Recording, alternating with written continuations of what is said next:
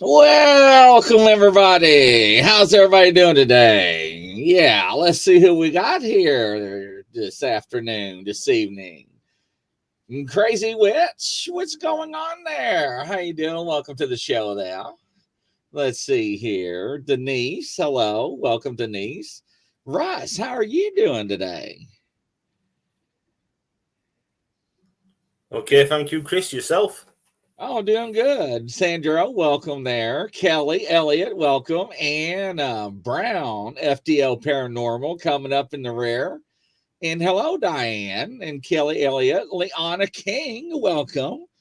So, do we have a show lined up for you, ladies and gentlemen? I have Russ. Russ, introduce yourself and tell everybody who you are.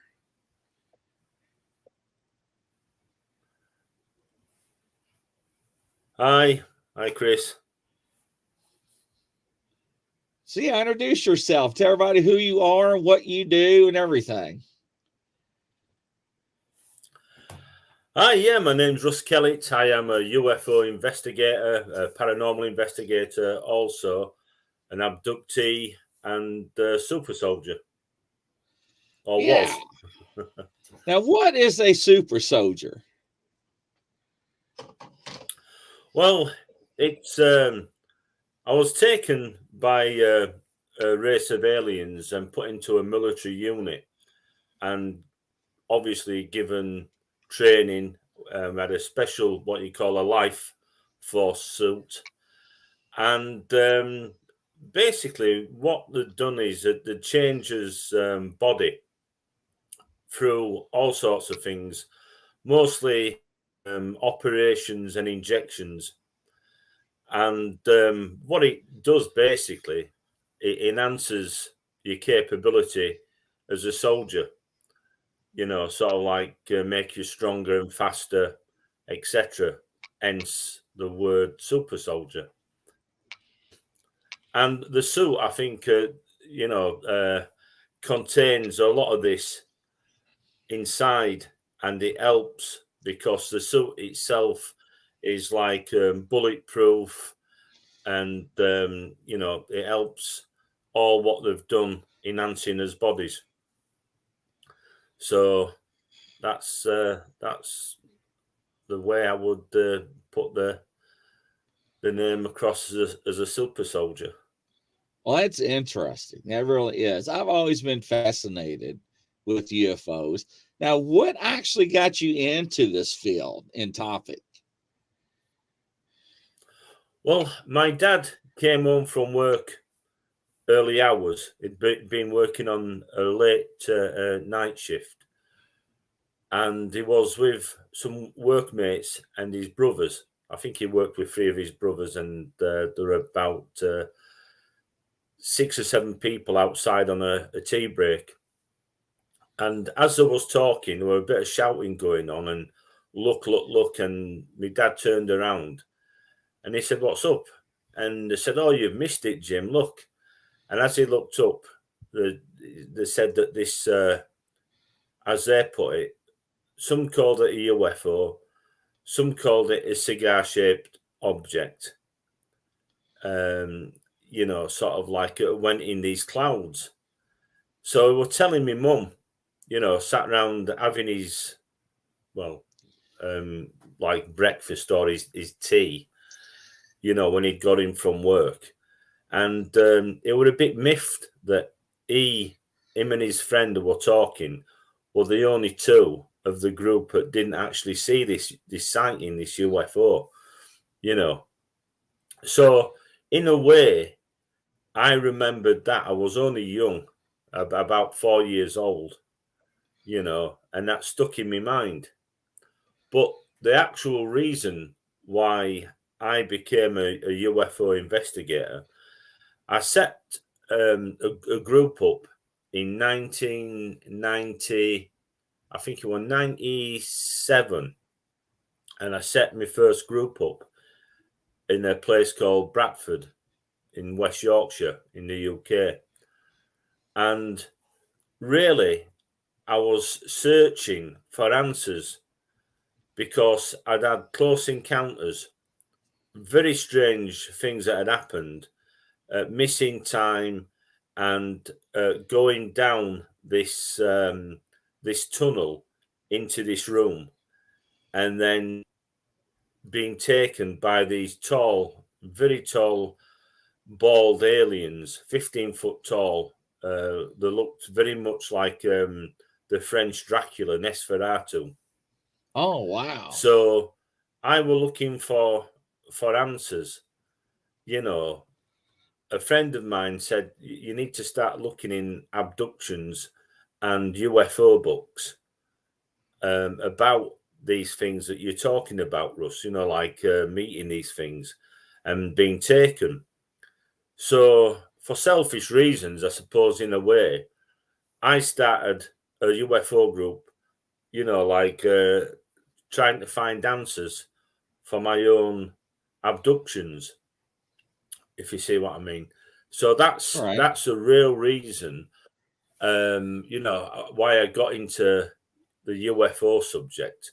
So that'd be about 1997. And, you know, I've sort of like been searching for answers ever since. That is interesting. Now, I've seen you in BBC, I've seen you in news articles, and I've done a lot of research on you. And he actually had me, ladies and gentlemen, on his show. And what was very interesting is I enjoyed it.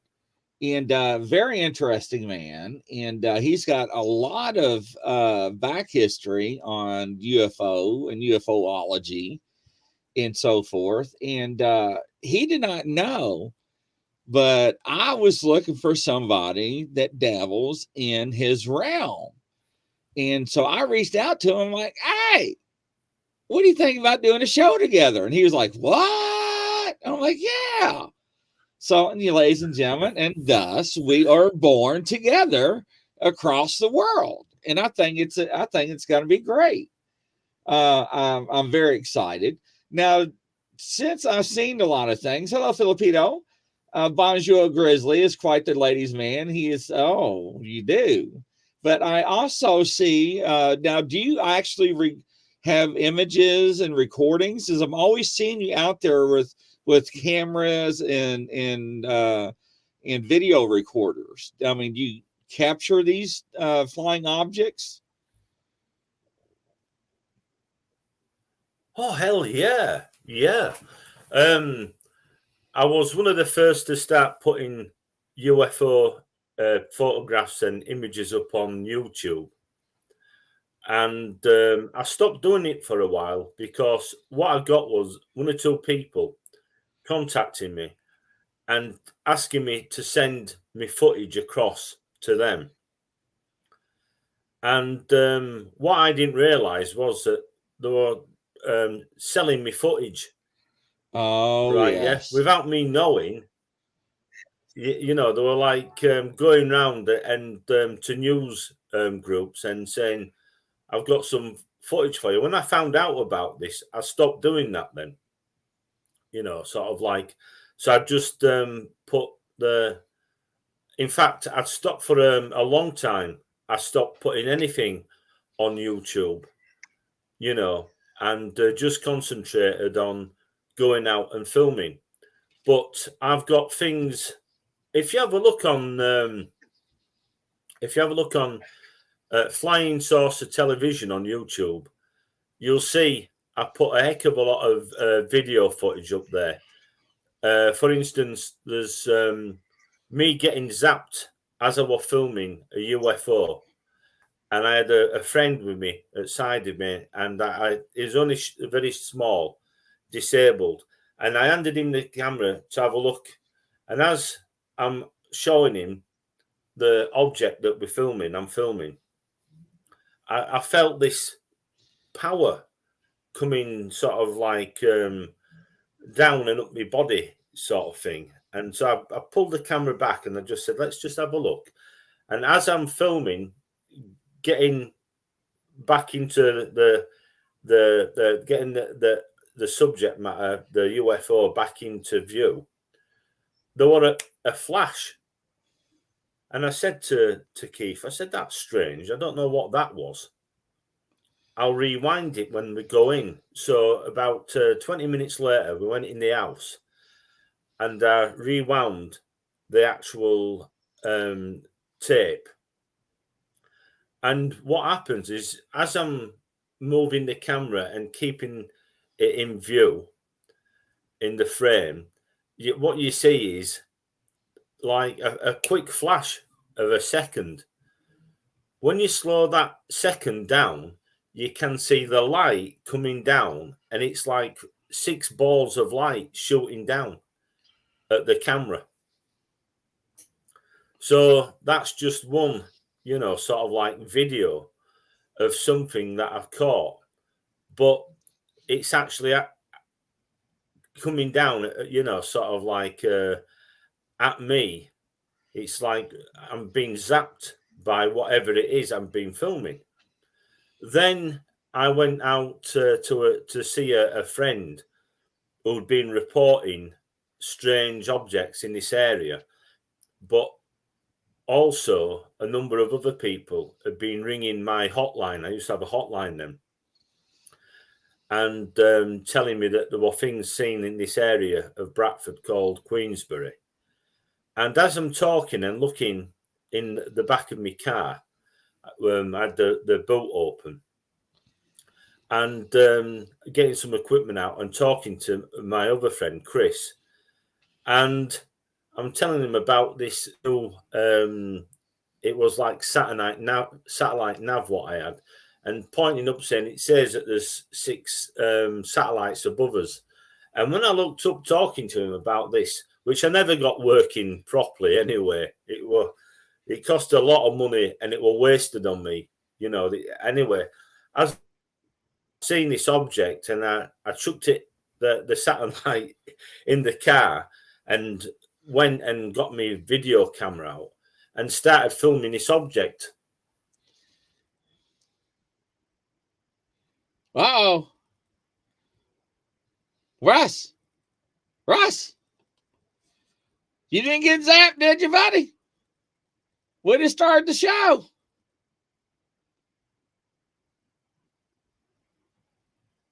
Oh, here he comes back, ladies and gentlemen. You scared me there for a minute, Russ. I thought you got zapped. Not again. I know, right? Yeah. So when I got the camera out and I started filming. Say again, sorry. No, you're fine. I just want to make sure you didn't get zapped. No, not this time. So I started filming the object, and you can see the object come down, and it's as if like it's falling out of the sky. And it looks. Some people call it a flying man. Some people call it an ejector seat. But anyway, you I went back the captured next one day. Of those?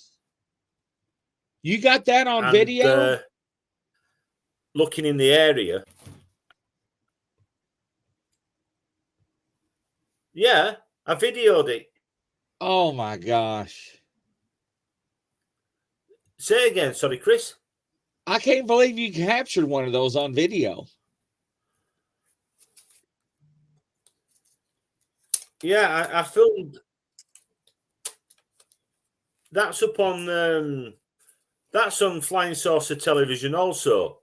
It's called The Flying Man. If you look on Flying Saucer Television. Anyway, the next day I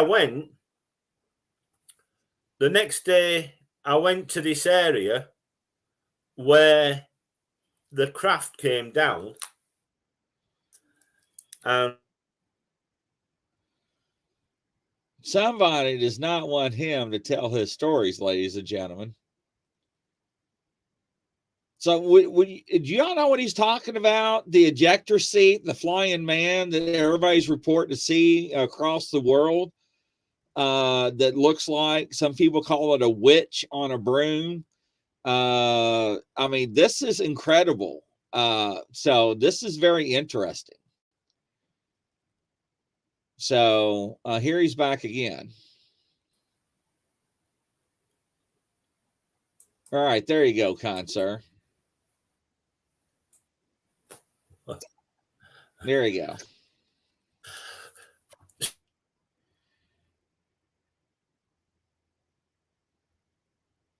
In this area, and this is the area where the object came down,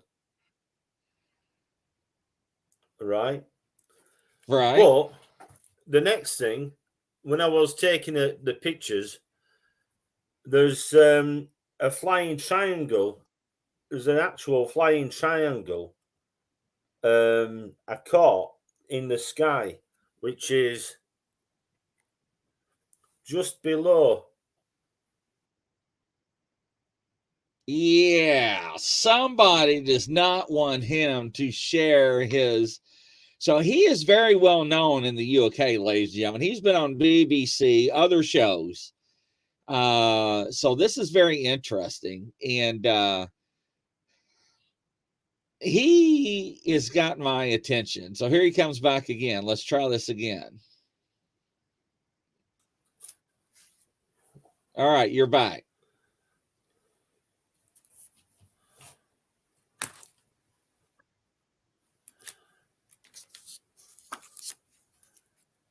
That is unusual. I've never done a show and been off as much.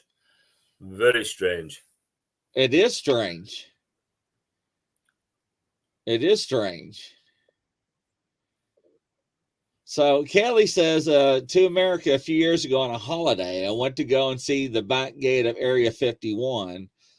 There was a dirt road that took you there, but I could only get near where the security thing was. Unfortunately, I couldn't get near the base because there was lots of security and cameras, but I thought it was pretty awesome.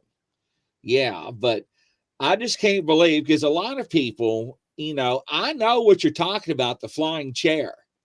I have seen videos of that, and that is rare to capture that. So that's amazing. So that's The thing wild. is, when I filmed it, it was like a flying triangle. It was like in fact, it describing it as a two-tone white and silver, like triangular shaped object.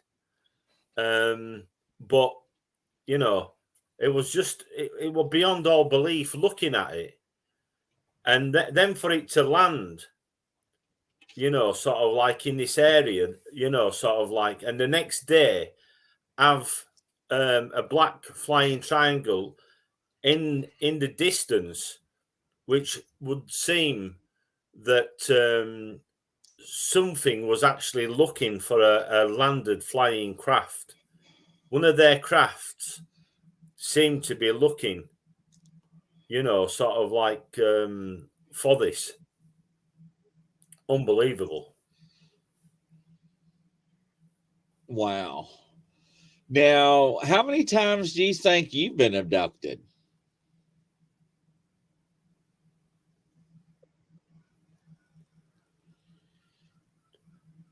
But I've seen so many and videoed so many UFOs flying. Yeah, I don't think he hears me. I did his show just perfectly fine. Never got kicked off. So, yes, interesting.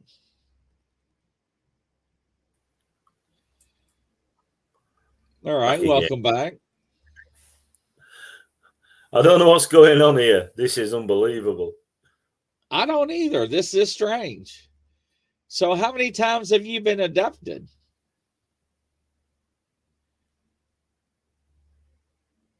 Can you hear me? Or you froze again?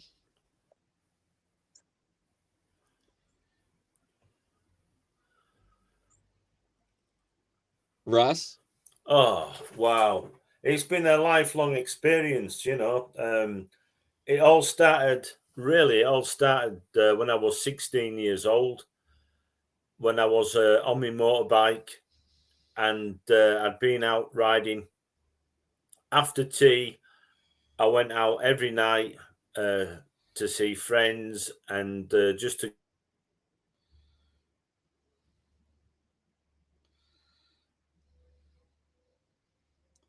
Now, ladies and gentlemen, I expect this on paranormal shows, but not UFO shows.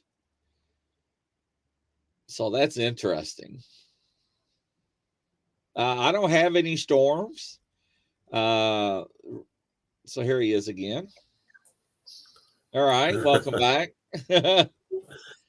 This is unbelievable. Yes, I was 16 when it first took place, being abducted, riding on my motorbike, and I'd been out after tea, and I looked and I thought to myself, I better get home. You know, it's work the next day. It's getting late, and you know, that's when I came to this very strange object, like a tunnel in the middle of the road. And I tried to slow down, but I went straight through and ended up inside a room, which was really dark, and there was movement. I could see these faces, and I was looking right up. So these creatures, pretty tall, 15-foot tall, and they were like the French Dracula, Nosferatu, bald, and the faces were like you could really say like monsters. And I was in this chair, and I was injected in. Did he say injected or objected, like kicked out? Because he kept kicking out of my show. So there we go. He's back, ladies and gentlemen. Wow, I don't know what to say about this. I don't know I whether don't it's think bad somebody weather. wants you to tell your story. Do you have bad weather over there?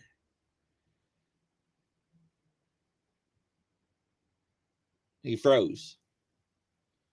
I got good weather here. About an hour ago, but yeah, so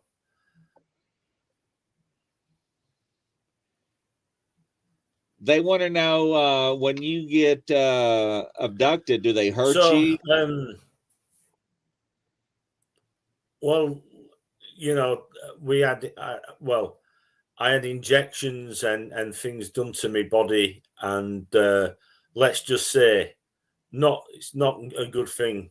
You know, sort of like I've heard other people talking about abductions as if it's some kind of, you know, like nice thing, you know. And all as I can say is, well, not with me. To be quite honest, going through there is a lot of pain, anguish. To be put into a military unit, you know, I mean, I'm not a fighter by any way, shape, or form. So to be put into a military unit and made to.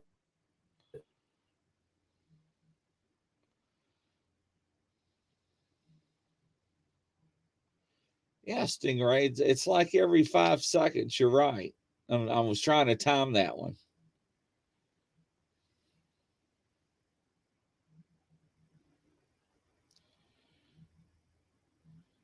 Well, I imagine the injections did hurt Missy, because he says it didn't. The way he was talking, it didn't feel comfortable. Here he is. Let's bring him back. All right. Hi. Yeah. No, it's not pleasant. It's not a good thing.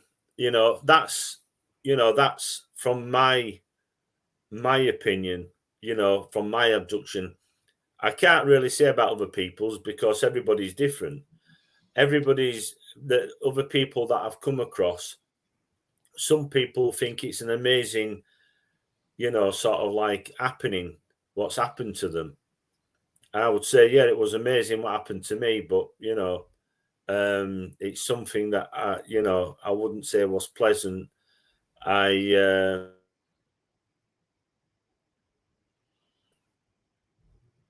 5 seconds. and you know, it got me chasing and looking for 30 years. You know, lost a lot of friends. You know, people. hearing me talking about this on television, on radio, on the internet, and people just wanting to keep away from me, you know? Yeah. Yeah. So, I've never made any money out of this subject. I've always done free talks and conferences where I could. When I've done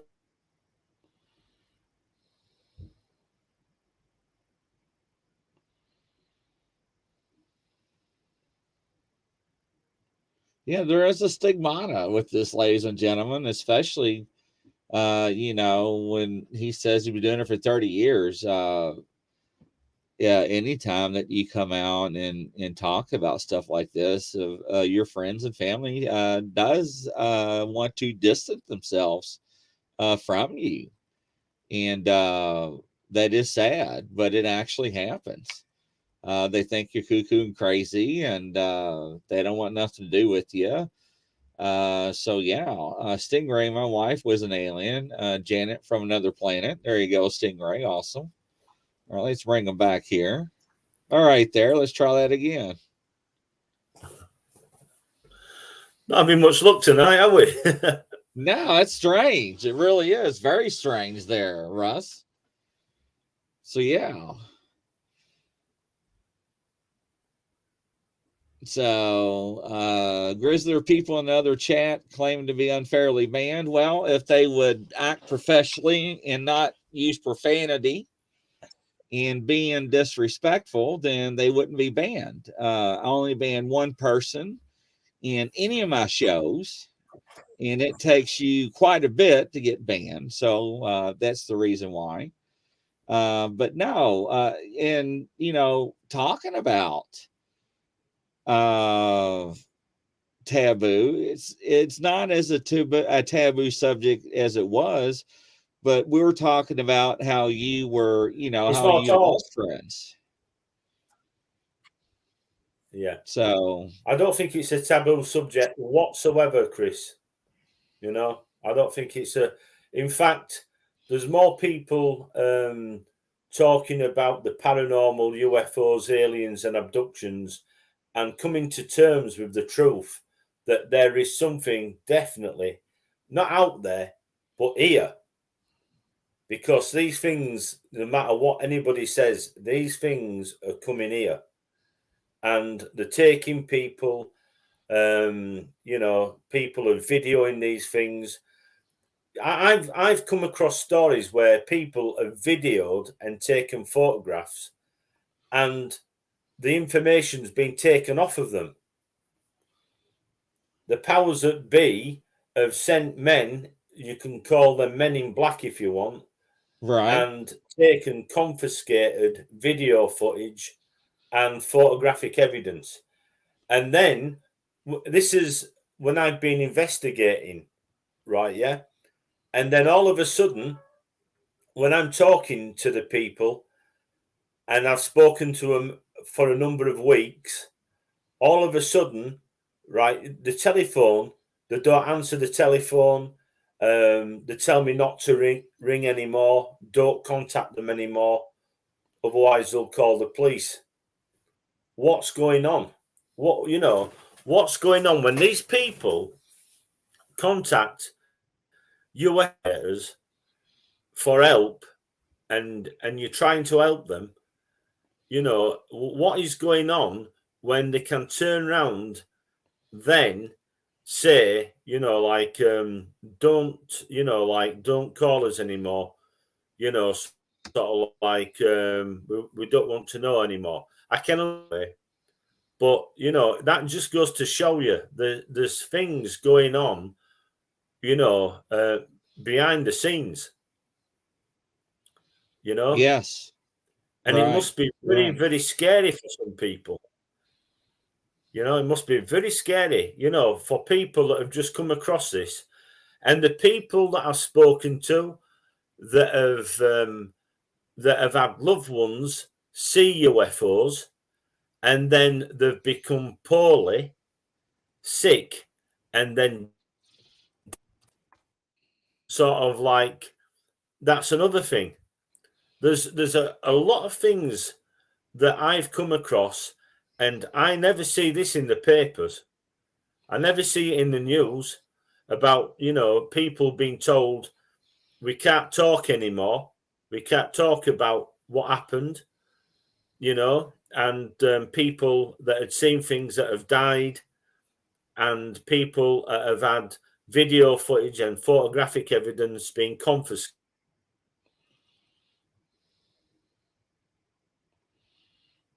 What is going Yeah. on?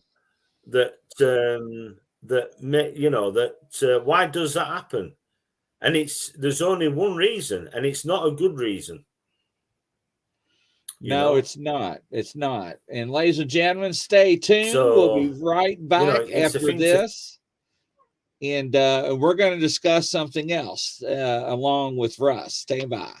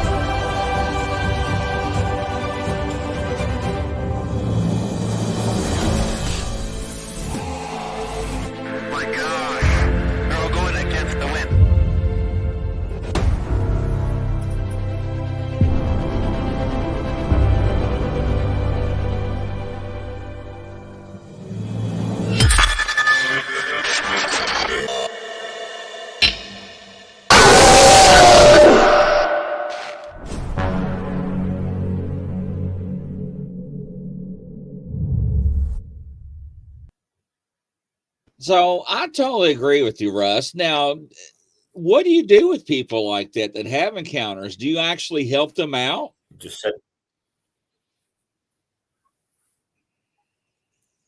have you frozen? No, I'm not frozen. I'm here. You hear me?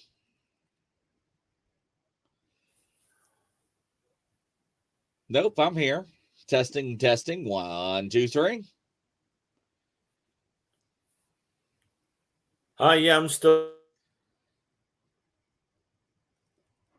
So I wonder if he actually helps people. That's my question. Because, there are a lot of people that probably have a lot of issues, seeing stuff like that and being abducted. Back in 1947, we have Eisenhower allegedly meeting the aliens in the hangar. He had an emergency dentist appointment in the wee hours of the night to sign the treaty with the aliens in America. So I don't know. The treaty is signed that they're allowed to have alien abductions and animal mutilations and other things. His granddaughter allegedly came out in the open a couple years ago and made the public announcement that it actually did happen. The security personnel that guard the hangar where the treaty took place came forward on their deathbeds and said it actually did happen, allegedly. So who knows? But there needs to be an outlet. And in America, we have MUFON that actually has been researching and investigating, allegations of unidentified flying objects and so forth. So that's my question is to Russ. Is he one of those people in the UK that helps people because he does extensive research? For what I found out. It's really terrible to see people to take his footage and monetize off of it. But unfortunately, ladies and gentlemen, that actually happens a lot. Not only in the ufology field, but also the cryptid field as well. Now, my question to you, Russ, do you help people that actually witness and encounter UFOs and abductions?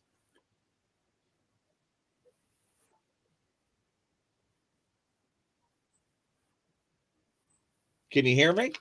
Well, In what way? How can you help somebody? Do they reach out to you and you talk to Yeah, them and yeah. work with them? And And when you say help them,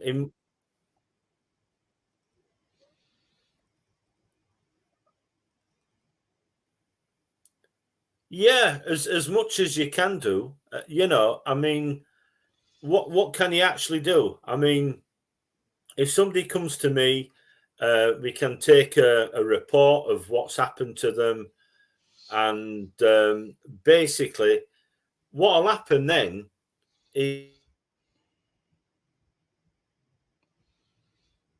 well, this is terrible. I do apologize, ladies and gentlemen. Now, so I don't know if it's the weather on his end, but like I said, last night or the other night we had, or the other day we had no issues with our show together. Uh, Here he is once again. We'll bring him back on here. Play some Hollywood Squares. There you go. You're live again, sir.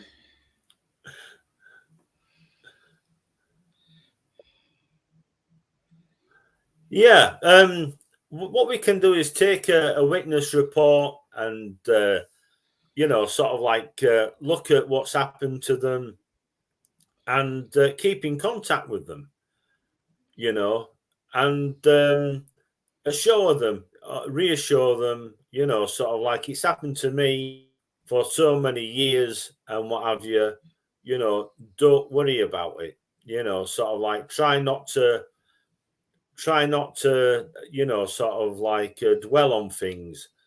you know um but sometimes what you've got to realize is that when you've been taken and you've actually been abducted and this sort of things happen to you, it does change you, and it's a traumatic thing to happen.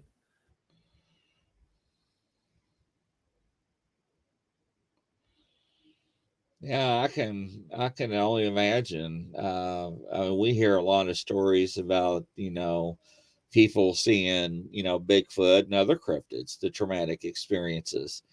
I could not imagine being taken aboard a spaceship and being abducted, being probed and everything else. That has got to be something very traumatic. Uh, I wonder what are the actual real statistics in people like that. The what they go through, the trauma, the depression, and what they deal with mentally. I mean, we only see what we hear from people's encounters. Okay, you're back. Welcome back again. Right, Chris. Hello there.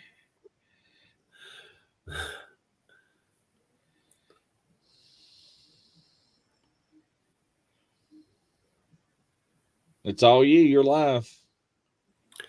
Yeah, so once you've taken a witness report, a statement from people, sort of like you can keep in contact with them, they can keep in contact with you, come to your meetings.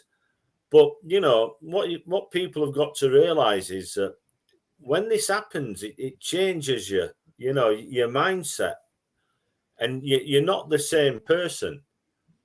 And it's hard to explain, really. But some people never get over. Some people never get over the fact that they've been abducted. You know, and there's not a lot you can do for a person. There's really not a lot you can do apart from say, well, look, I'm still here, and I'm not doing too bad, and just try to get on with your life. What else can you do? Apart from, try to reassure people, sort of like there is no answers because it's like no matter what you say, the answer to the question is something that is just out of this world. The answer, we have been taken, we have been put into whatever, military units and stuff, and we've been made to fight for these creatures, these aliens in this war. Some people are not taken in the same way. Some people don't seem to have the same thing as what's happened to me happened to them. Some people just seem to have been abducted.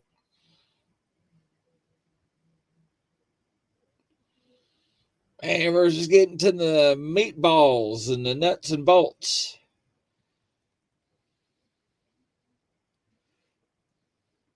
That's got to be a terrifying experience. I don't know. I don't know if I could live through something of an encounter like that. Seeing cryptids is one thing, but dealing with something like that over and over. I mean, him being on a quest for over 30 years after his encounters, uh, in reading some of his reports and seeing him being on the news, uh, I don't know.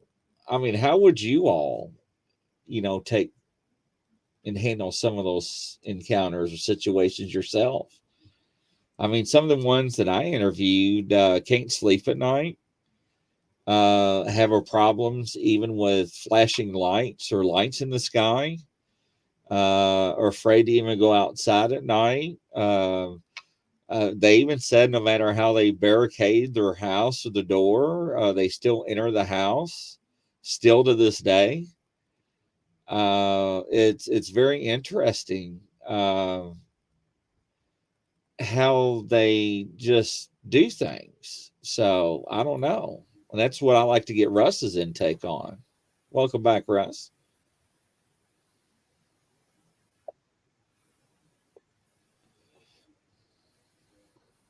Have you tried rebooting?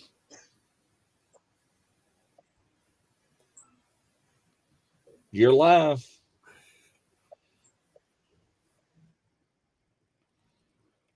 So, and that's the thing.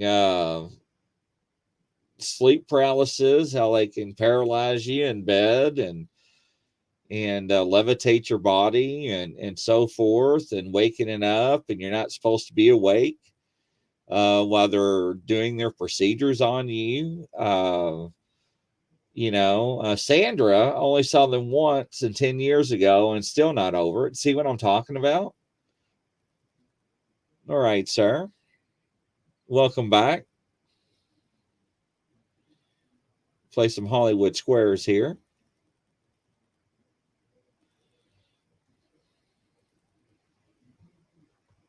Must be some crazy weather over there. But that's the thing. It's that, Sandra, you're right. Or Sandro. Sorry. I didn't see the O. But Sandro, you're right. A lot of people uh, do not get over and is unable to. I don't know if I would be ever able to get over something like that. There's a lot of things in my life, being just on I guess, the police department, that I'm not able to get over seeing, whether it was from the state I worked in or the other state.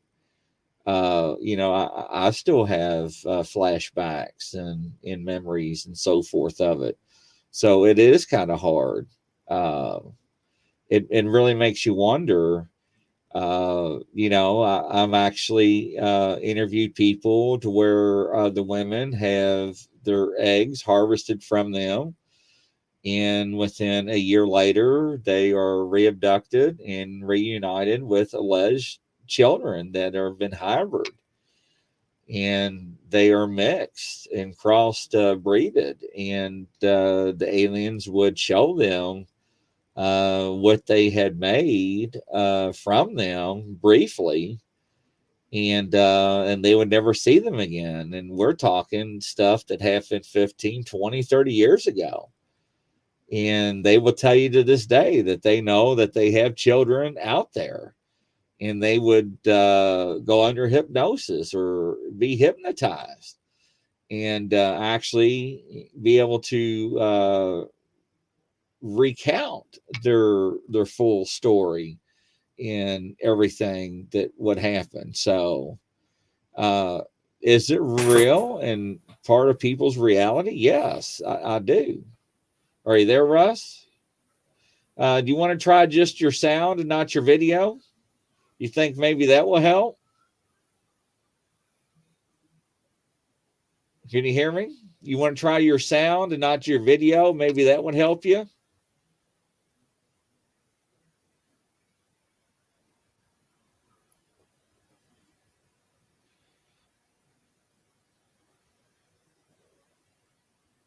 You're live.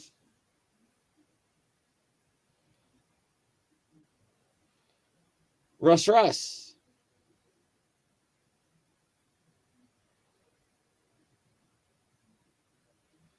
Yeah, it sounds like he can't hear me now. Hi, yeah, I can hear you, Chris. Do you want to try your video or your sound and not your video? Or did you try to reboot or anything like that would probably help?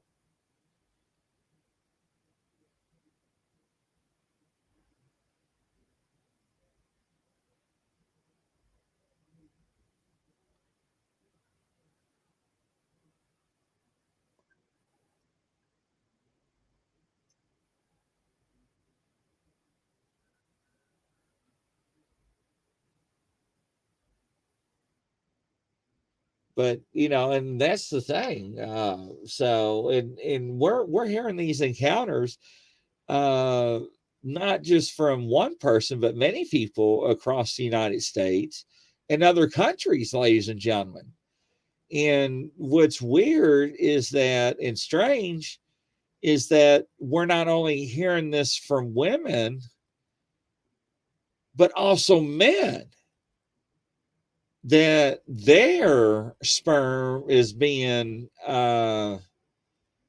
taken from them. Now, they're not being reunited with their children, so like the women are and their offspring, but so that is very interesting. Now, we do not hear that a lot when it comes to men encounters. I don't know if it's just because the men are not coming forward and talking about it. I don't know if it's the men thing. I don't know if you rebooting or maybe sound would help and not only video, Russ, or rebooting or anything like that. So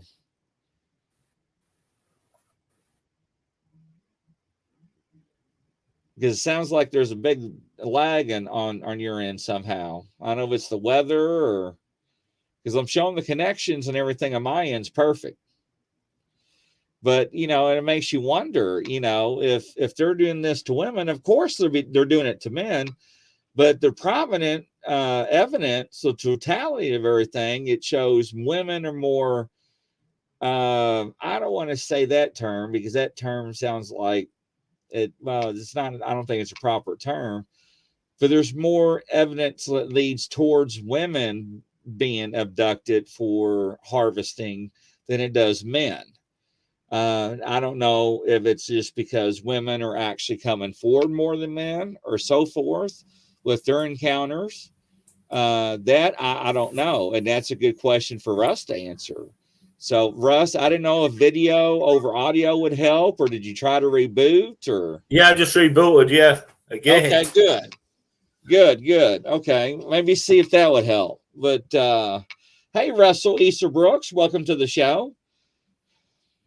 So, but yeah, so what do you think about these abductions? I mean, what is the purpose of them? Well, it would seem that there's more than one type of abduction. The one that happened to me, obviously, to be taken against your will, abducted, yeah. To be put into a military unit and to be used as a soldier, that is something just unbelievable. But then you've got other people that have been abducted and they seem to have been on some kind of spacecraft. They seem to be in spacecraft that are very dirty, smelly. Some people have even said that they would say that there was on something what you would call a flying slaughterhouse, right? Yeah, Really? with bodies, dead bodies, and what have you, right? Yeah. Then you've got your women that seem to have undergone some kind of operation, whether it, woman's operation, sort of like some kind of medical examination to do with sexual organs and what have you. Sort of like some people say that they've been used for hybrids. Some women seem to have undergone some sort of like test tube, sort of like some people, some women that have contacted me had said that it wasn't a case of you know being created in a test tube, but something actually had sex with them. Sort of like, now I don't know. To me, you know what I mean? It's like if my girlfriend or my wife were telling stories like that, you know what I mean? I would be very worried. You know what I mean? If your girlfriend or wife came up to you and says, sort of like, I remember being taken, abducted, and this thing having sex with me, and then later on thinking she's pregnant, and then she goes through what looks like a pregnancy, but then loses it. She goes to the doctors, and the doctors say, yeah, there's something there, and then all of a sudden, sort of like that fetus, that baby, that fetus has disappeared, sort of like, and some women seem to suggest that this same thing has happened to them on a number of occasions. So that means what they've been taken, something's actually had sex with them, and then they've fallen pregnant multiple times. Now, sort of like, start thinking logic here now. You know what I mean? Sort of like, what is going on? Because if something's having sex with your wife or your girlfriend or partner or anybody, whether the partners or whatever, doesn't really matter. But if something's coming along and having sex with them against the will, that's rape. So, start thinking logically. There's things going on here, and it's more than just nice little alien greys being seen at the bottom of your bed. You know what I mean? There's some horrific things going on here, and, I suppose one of the things I've tended to stay away from the abductions because, like you said, what can you do for somebody apart from say, well, look, I'm okay. I've been taken most of my life and I'm still here, sort of like, and just make the best of it. What else can you say? What else can you say? Well, I guess what we try to do, and I guess like you do, is I guess try to provide, I guess a little bit of support group to them and give them some reassurance that everything is going to be okay. Yeah. While you were having your technical difficulties, we were talking about, women reporting, their eggs being harvested, and a year or so later, or less than a year, being reunited with alleged children that they were crossbreeded, and never seen them again. But we're also, I'm getting reports and encounters where men are sperms being taken from them, right? So, but we're not seeing a lot of those reports, or they just not coming forward because of the embarrassment. But it's like, what are they up to? What is their end goal? And I don't know. I don't have the answers to that. So that's what's a lot of people's wanting to know. Well, I mean, this is a big question because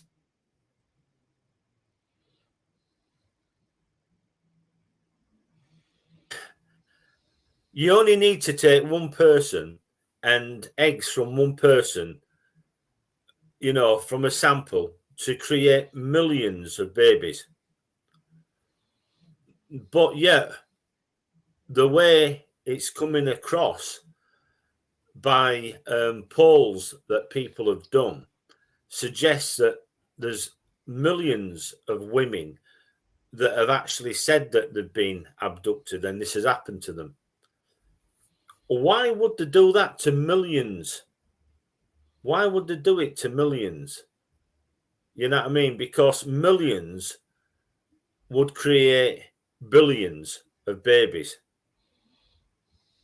Do you know what I'm saying? If Right. needed to be, like test tubes, it's a form of test tube baby. So, and sometimes what these people are saying is that the actual growth of the babies are growing far faster than normal babies.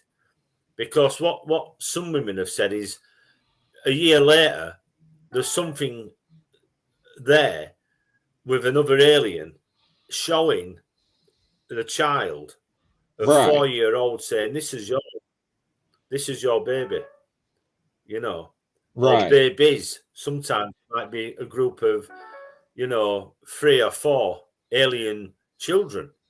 And they're pointing saying, these are yours. Why? I mean, Right. the thing is, if you're a male and you've got a partner, a wife, girlfriend, or whatever, and she's telling, like, I've got alien babies, you've had sex with an alien. Do you think that husband, sort of like, there's two things: either she's crazy or it's real. And if it's real, something from another world has had sex with your wife or girlfriend, would you want to go near her again? You know what I mean? Right. It's like in rape cases, would the husband want to be anywhere near the wife? I don't think so. Because, this is now, this isn't sort of like, like, here's aliens and, they're nice. And we're talking, we're getting down to nitty gritty now here, Chris. We're getting down to people's lives and realities of things what happen. And the thing is, as nice as you want to look at things, there is a side to this, which is human nature. So maybe there's a lot of this going on. Maybe there's so much of this going on that it's unbalancing relationships here on Earth with people that say that they've been abducted and that their husbands and a family. Because it's a reality. At the end of the day, you're talking about, being abducted, being taken, and being raped. And that's taking the sort of like icing off of the cake, the bare bones of it. That is what we're looking at. And it's not a nice thing. You know what I mean? All of a sudden, that nice subject, sort of like a nice cake with icing on and cream on and all your sort of like cherries on top. It's not as nice as what you're looking at, is it? You start looking at the reality of things, and we're Right. talking about there's been a crime committed. This is a crime. Right. And while you was off the air, on and off the air, we was talking about, or I brought up Eisenhower back in 1947.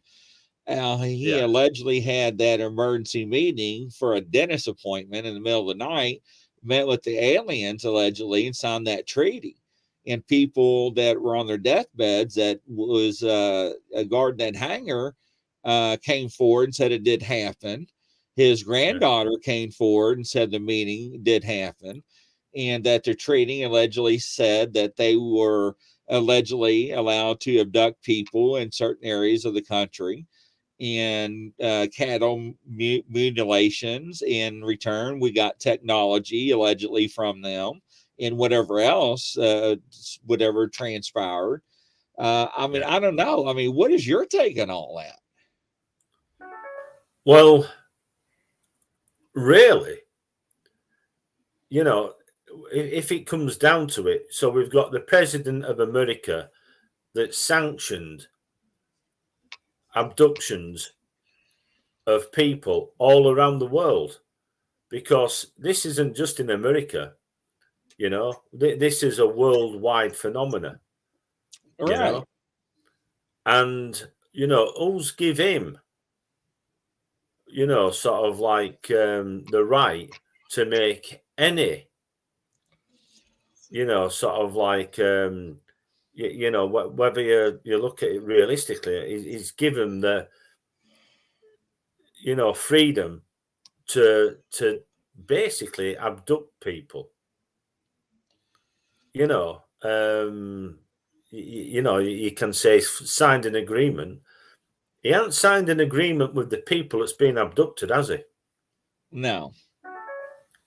You know what I'm saying? Looking at it realistically, he's signed an agreement with them saying you can take people, but what about the people that's been taken? Where's their part in it? And sort of like, don't they ever say? Obviously not. But the thing is, what have they been doing with these people? Right. What when they say they're free to actually abduct, what have they done? Because I've heard some horror stories. I've heard some horror stories of what they've done to people over the years. And they're not just abducting people, sort of like, and putting them back. Some of these people are taken and they're never brought back. And I have actually heard that some of these people couldn't be brought back because they're dead. They end up dead. They end up food for an alien race. So it's like, that's murder. Right. What else can you say? But that is murder. You can't really say anything other, can you? No, not at all. Not at all. So, I mean, the thing is, it's something that isn't really spoken about a lot.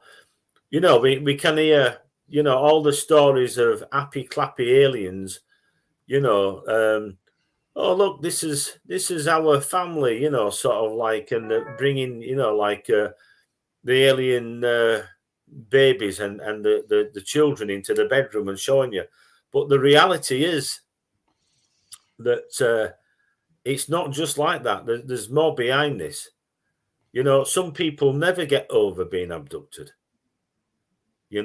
Some people never get over being abducted.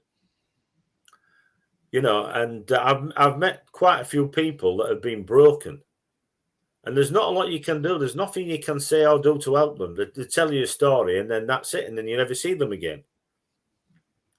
But they tell you, sort of like just to get it off the chest or off the mind, sort of like in hope that somebody might believe them.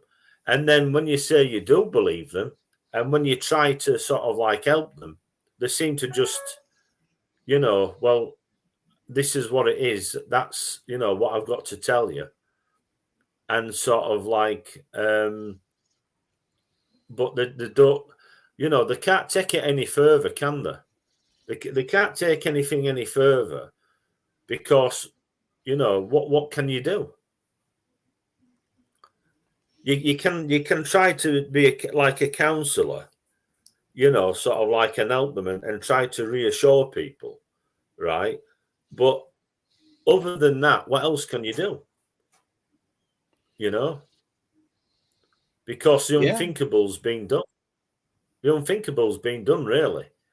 And I mean, the other thing is it still carrying on today? Obviously, a few years ago, my abduction stopped, you know, sort of like, and passed my sell-by date, obviously.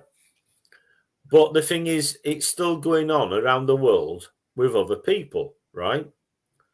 So that means that people are still being abducted, whatever. So it means that there's, you know, sort of like this, whatever you call it, this treaty is still going on, you know. And the last time I spoke to somebody on BBC Radio Leeds, and we were talking about, you know, abductions and aliens and UFOs, and I got around to the subject of people going missing in my country back then. This is over 10 years ago. And it was something like 180,000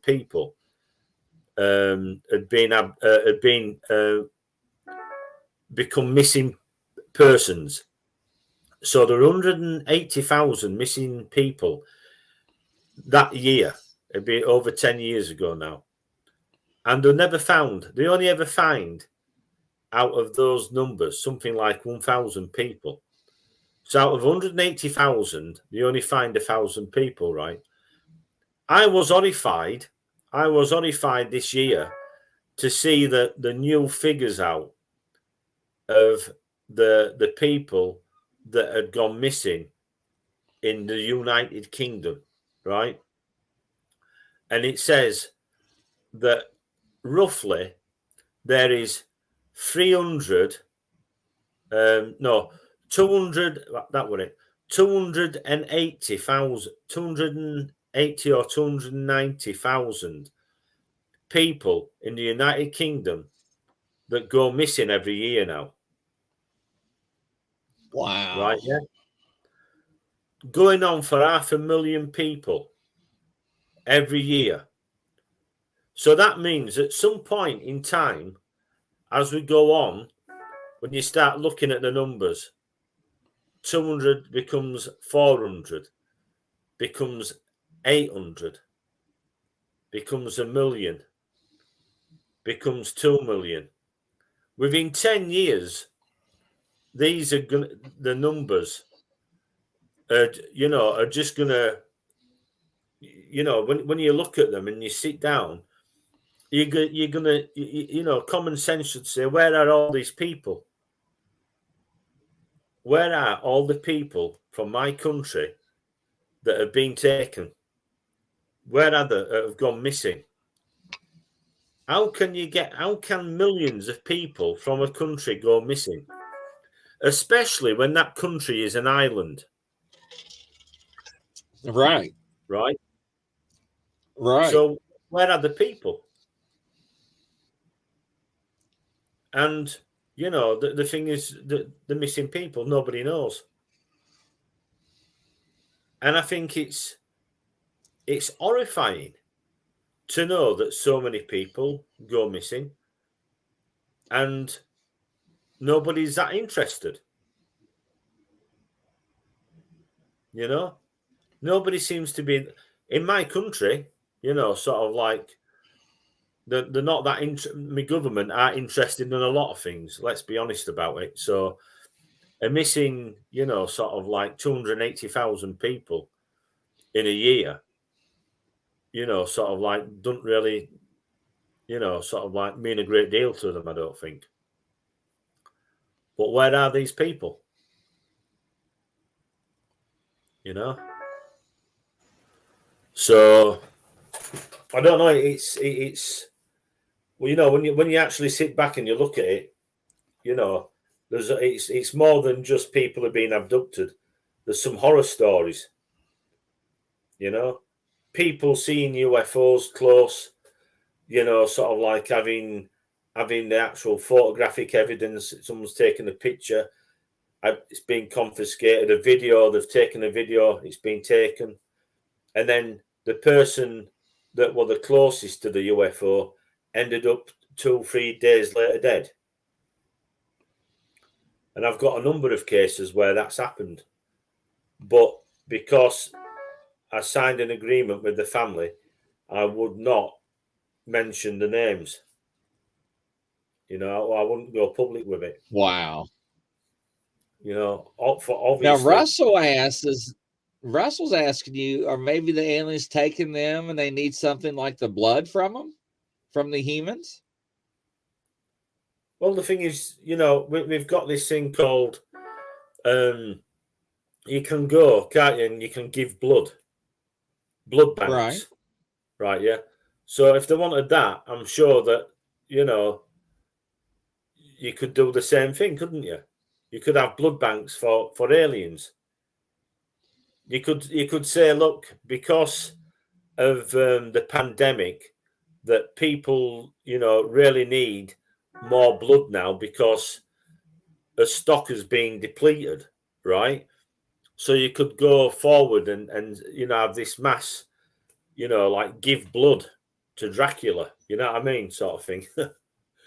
But and that could help. So, you know, why just take an old body if they only need the blood? Does that make sense? Yeah. Or do they need the organs? What they need? Well, I didn't think about that part because you mentioned earlier that caught my attention that you said you have people that reported bodies that the alien craft smelled horrible.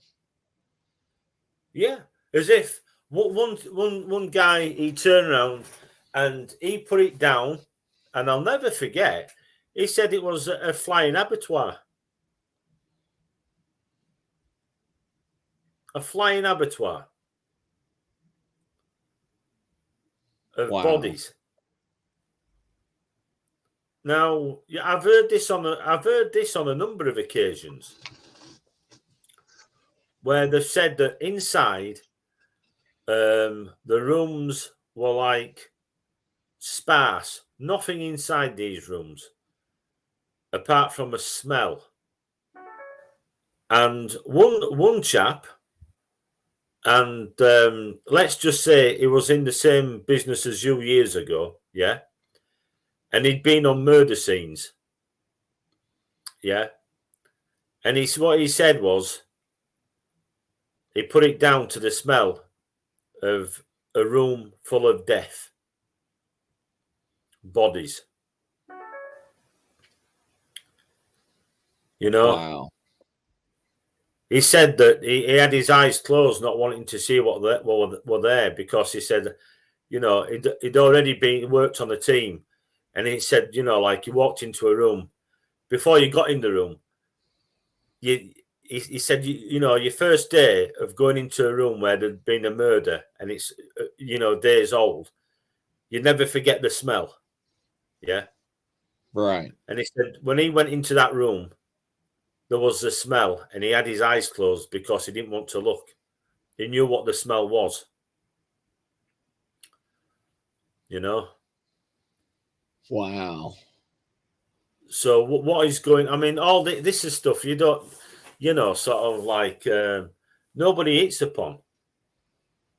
You know, a lot of this I forget to tell people. There's so much.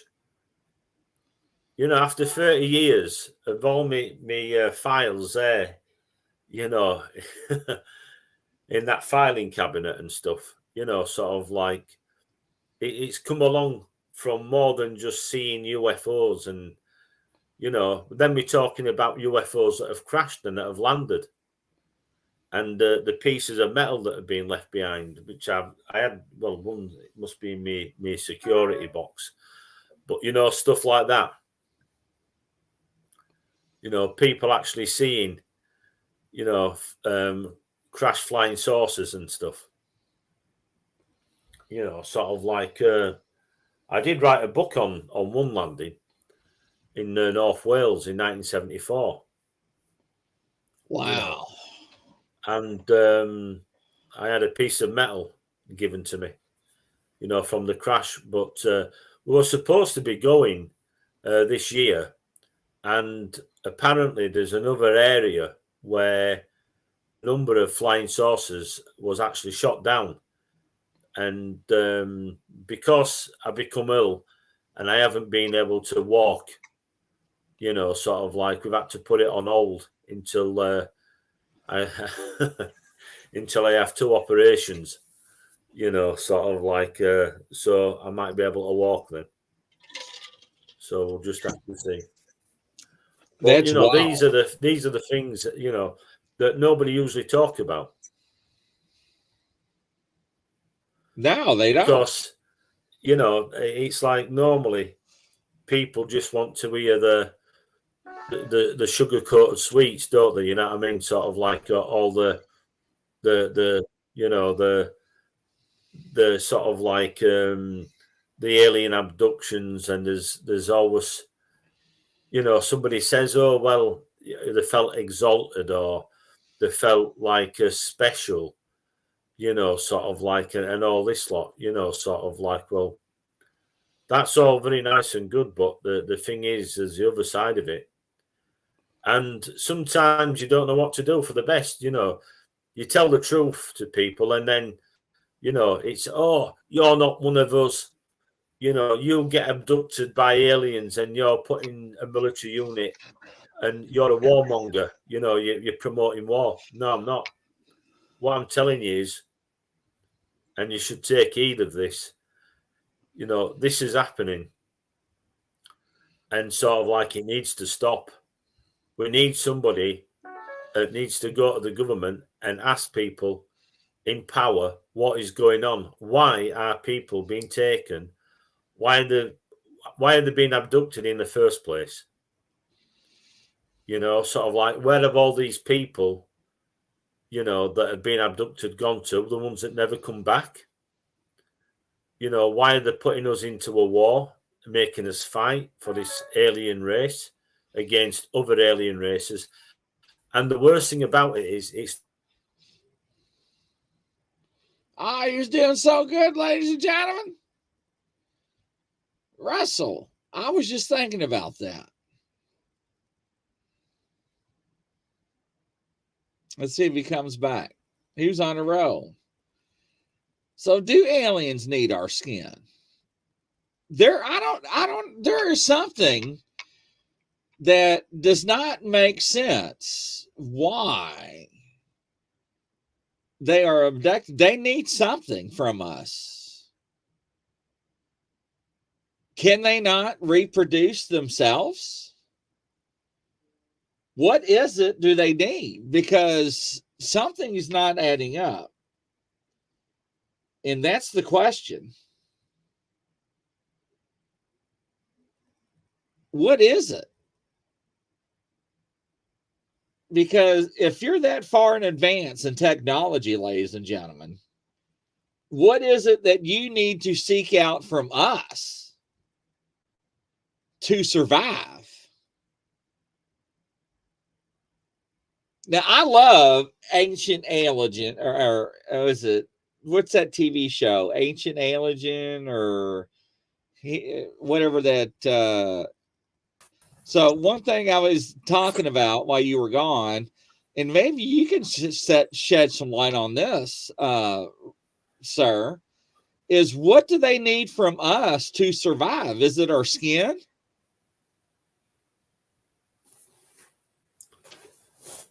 Well, to survive, the alien race that take me need us, right, yeah, to fight for them, right, yeah, because there's a war going on. And I'll tell you in a nutshell, it's in my book, but I'll tell you now what it says in the book, that some of the super soldiers, some of the team who they need the most are the females from Earth, right? Yeah. And they need them because they've got a special ability and they're called telepaths. I'm a telepath. I'm in a unit, a telepathic unit, a scout unit. But those women are put into special units as guards. And what they do is they guard all the buildings, the perimeters inside on the planet where the aliens live, their cities, and the reason why that they're taken, like I said, because they're telepathic, one thing, and they can see 15, 20 minutes before an attack starts because of the technology what their enemies have, which is like it's a teleport system, and they can teleport right onto their planet. They can right into the homes anywhere with these teleport systems. But because of the women from Earth, because they're telepathic, they have got this ability to see and pick up where they're going to teleport to. So if they're going to teleport their soldiers to an area, they can see it before. So these women, right, yeah, the guards, the special guards, they're really sought after. And they're sought after because it's keeping that alien race alive. Because they can sense them teleporting, their armies. What's the name of your book, Russ? Pardon? What's the name of your book? The name of my book is called, I'll show you, it's here. E.T. Rider. E.T. Rider. Is it R-I or R-Y? R-I-D-E-R. E.T. Rider. E.T. I'm typing it in the comments. Make sure, ladies and gentlemen, we got to get a copy of that book. It's about my story about my abductions, what's happened to me over the years. And,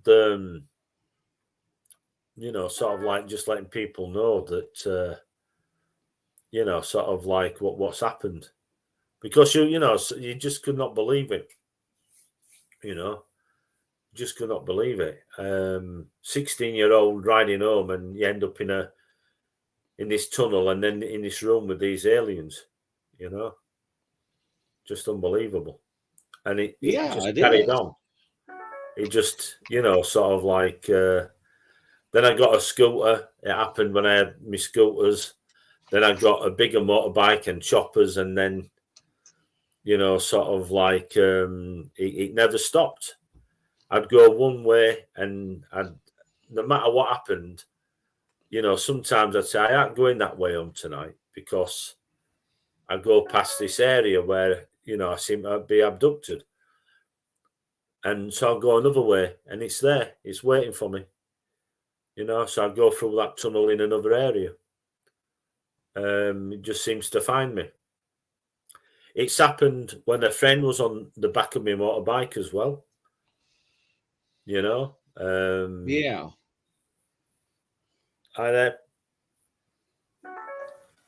So, it's sort of like my girlfriend, a friend of mine, I disappeared in front of her when we were taking a shortcut through a cemetery. And she saw one of the aliens behind me and I went missing for about 30 minutes. And then she told me that I walked through her bedroom wall with my unit. It even says it in the book, sort of like she had a friend around at her house. And this night I walked through the bedroom wall. Sort of like, which is strange because, sort of like I've had the same thing happen to me. I've had my bedroom wall turn black and these shadow people walk through. Wow. An alien race just walk through my bedroom wall. Wow. That's wild. That's wild. Well, I mean, I've had all sorts happen. I had 100% memory recall. 100% memory recall, right? Until one Sunday morning, my dad had come in from shop. He'd been to get some newspapers, and he put them down on the table. And I said, "Do you want a drink of tea, Dad?" He said, "Yeah, I'll have a drink of tea." So he went in his room with one of the papers. He were writing out horses, like betting, like he used to gamble on horses. And I'd picked his paper up, and I was just looking at the paper. And for some reason, I was reading it, and I just couldn't read. And my head were hurting. It were like banging, like I had migraine. And he came in, and he says, "Did he make that tea for us?" And I says, "No." And he said, "Are you all right?" And I said, "No." And I was talking to him, and he was coming out in gobbledygook. Wasn't making any sense to him. And he says, "Are you all right?" And I said, "No, I'm not. No, I'm not." So he shouted at my mum, and he says, "Rita," he says, "there's something wrong with our Russ." He says, "I'm going to take him to hospital." So he put me in car and took me to hospital. And he left me there. And they said, "Come back and we'll do tests on him." I had to have brain scans and body scans and what have you. So my dad and my mum came for us a few hours later. And I'd been sent to a different hospital up the road. And it was an isolation unit. So they said, like, if it's one of any of these 5 things, there's a good chance he's not coming home. So I was in this room, and it had a window. That's all there was, a door and a window, where your visitors could just sit and see you through this window, special window. And anyway, I was in there 3 days, and they did all the tests, and I was blind. I'd gone blind at one point. I couldn't smell. I couldn't taste any food. I didn't eat for 3 days. I couldn't taste anything. I couldn't hear very well. And then I came round. So they let me out, And what had happened, I forgot to say, when my dad was talking to me, it felt like something was taking all my memories from my mind. As if all my memories from my mind were being taken out. I could feel it I could feel them being taken out. The most bizarre thing, the most frightening thing, one of the most frightening things that I've ever had happen to me. I remember thinking, they're going to take my soul. Wow. I just thought they're gonna take something from me. They're gonna kill me. They're gonna take my soul. You know what I mean? I was shaking. So I came home, and they said it was some kind of. They said it was a migraine, which is a certain type of migraine, which is like a stroke. It affects you like a stroke, Now, the thing is, I've only ever come across one person who's an abductee, and the same thing happened to her. When she told me on my show about being in an isolation unit, and I told her the same thing, I knew I'd found somebody. I knew I'd found somebody who was an abductee, because it had happened to her. You know what I mean? And that is unbelievable. So when she talks, I listen to her, because I know for certain, sort of like when something happens to one person, but when it happens to 2 people and the same thing happens, and she's telling, and I'm saying, well, I couldn't see the records of where they said I'd actually been sent to a different hospital. Wow. Looking through all my files and what have you. Unbelievable. It is. Now, Russ, how do people get a hold of you if they want to reach out to you? On Facebook, Russ Kelly. they can get to me on Facebook, or they can get to me. I've got an email, which is russellkelly1@gmail.com. Awesome. Awesome. Hopefully, ladies and gentlemen, you enjoyed the show. This is only part one, and we're going to have this every Monday at the same time. We are teamed up together. We're going to talk about UFO, and we're going to talk about cryptid phenomenon, because he's very excited about Bigfoot and cryptids, aren't you, Russ? Oh, hell yeah. So yeah, we're gonna mix the two. So I'm intrigued with him. He's intrigued with my phenomenon. So we're gonna mix the world together and bring both of the worlds to you all.